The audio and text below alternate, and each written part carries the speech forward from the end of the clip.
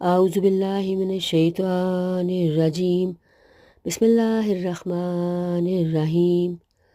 آج 27ویں طاق رات ہے اور عموماً اسی رات کو لیلۃ القدر کہا اور سمجھا جاتا ہے۔ حقیقت میں تو 5 راتیں ہیں طاق، جن میں سے کوئی بھی ظہور پذیر ہو سکتی ہے، مگر لوگ اور مساجد زیادہ تر اسی رات کو یقین اور گمان کے نزدیک سمجھتے ہیں۔ تو چلیے ہم بھی آج عبادت کرتے ہیں۔ آج رات کو آپ زیادہ سے زیادہ دعائیں کیجیے گا اور نفل بھی پڑھیے گا۔ تو آپ کو ہم نفل بتاتے ہیں۔ 2 رکعت نفل پڑھیں، سورہ فاتحہ کے بعد سورہ قدر، انا انزلناہ 3 بار، پھر سورہ اخلاص 3 بار، اور سلام کے بعد درود پاک کی ایک تسبیح اور یا ملک القدوس کی ایک تسبیح کیجیے۔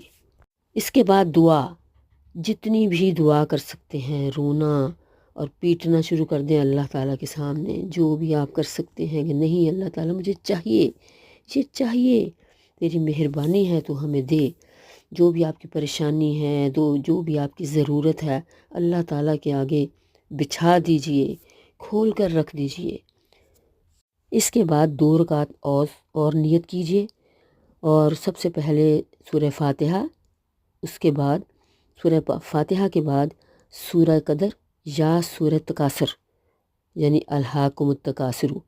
اتنی صورتیں یاد نہیں ہوتی، مگر آپ قرآن رکھ کر 30ویں سپارے میں وہ صورت ہے تو آپ پڑھ سکتے ہیں، تو وہ 3 بار پڑھیے، اور اس کے بعد 3 بار سورہ اخلاص، اور پھر اس کے بعد آپ سلام کے بعد درود پاک کی ایک تسبیح اور یا مہیمنو ایک تسبیح اس کی۔ پھر دعا کی باری آئی ہے۔ اب بھی ویسے ہی دعا مانگنی ہے آپ نے، کیونکہ ہم اگر کسی کے آگے ہاتھ پھیلائیں، کسی انسان کے آگے، تو ہمیں شرم آتی ہے کہ کیسے اس سے مانگیں، لیکن اللہ تعالیٰ سے شرمانے کی کوئی بات نہیں۔ اس نے ہمیں پیدا کیا ہے، وہی ہمارا ذمہ دار ہے، اسی نے ہمیں سب کچھ دینا ہے، تو ہم کیوں شرمائیں ان سے؟